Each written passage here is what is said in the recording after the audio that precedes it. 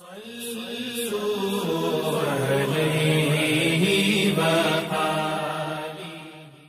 اللہ الرحمن الرحیم۔ صحیح بخاری حدیث نمبر 717۔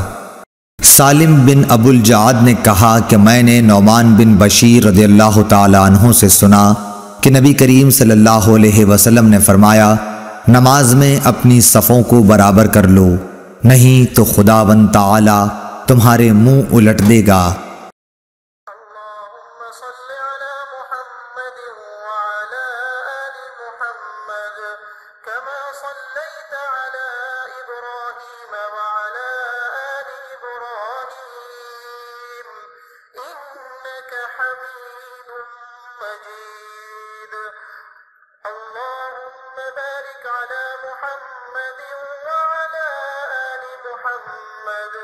كما باركت على إبراهيم وعلى آل إبراهيم